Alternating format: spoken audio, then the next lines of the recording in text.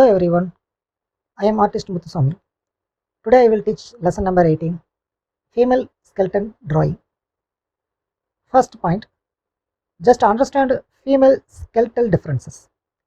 Compared to a male skeleton with the female skeleton, generally has wider pelvis, shorter smaller rib cage and sternum, smaller jaw and brow ridge, narrow shoulder, thinner bones and joint. First, wider pelvis.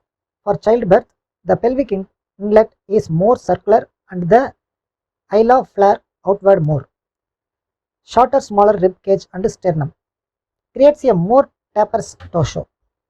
Point number 2, proportions matter. Use standard proportions but tweak slightly for female features. The pelvis should be about the same width or slightly wider than the rib cage. Skull to body ratio. The skull is about 1 out of 7.5 to 1 out of 8 of the total height.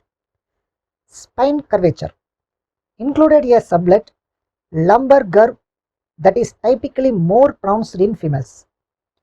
Third point, focus on the pelvis. It's the most distinguishable area between male and female skeletons. Shape, broader, shallower and more open in females. The sacrum is shorter and wider and the pubic arch is more than 80-degree angle. Number 4th point, use light lines first. Begin with the loose basic shapes, that means oval for joint, lines for bones. Use guidelines to keep symmetry and proportion accurate. 5th point is highlight bony landmarks. Even in a skeleton, landmarks help with realism. Clavicle, scapula, iliac crest, femoral head, patella, wrist band. Number 6th point, study real reference. Use anatomical and 3D anatomical tools.